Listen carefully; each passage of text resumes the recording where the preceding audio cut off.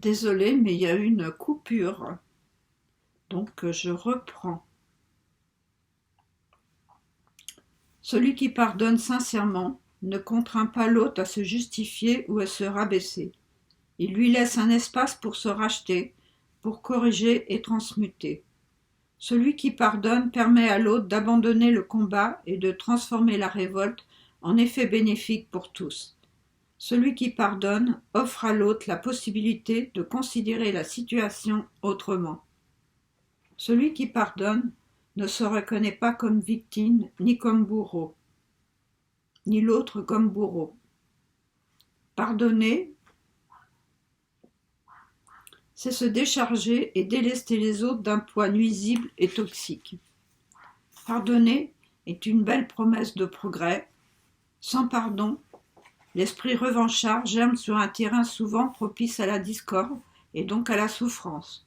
Sans pardon, les familles se brisent, se déchirent et finissent par se haïr. Sans pardon, la haine et le ressentiment et les représailles abondent. Sans pardon, la loi du talion s'impose à nouveau. Ce qui est redoutable, car celle-ci engendre l'horreur. Le refus de pardonner est source de mal-être, de désordre et de décadence et de saut d'humeur, de déséquilibre qui entraînent souvent une multitude d'afflictions et des incidents multiples. L'absence de pardon nous maintient dans la bassesse, la limitation et le déclin.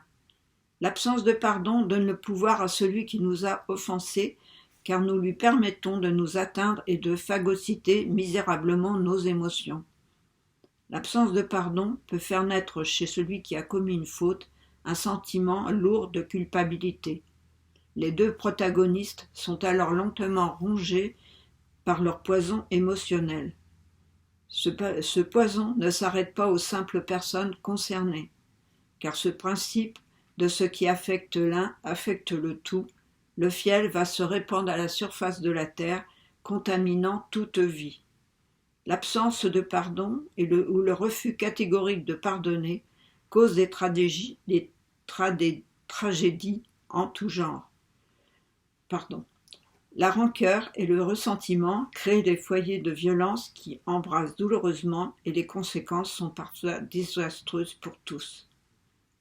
À qui pardonner? À tout, à tous, famille, époux ou épouse, aux amis, relations en tout genre, à la société, aux circonstances, mais surtout à soi-même. Le pardon est donc une alchimie du cœur qui consume toute imperfection et contribue au rétablissement de la liberté sur terre. Afin de savoir si votre pardon est bien intégré, pensez à souhaiter à ceux qui vous ont tenté de vous nuire, délibérément ou pas, le plus beau et le plus merveilleux des cadeaux.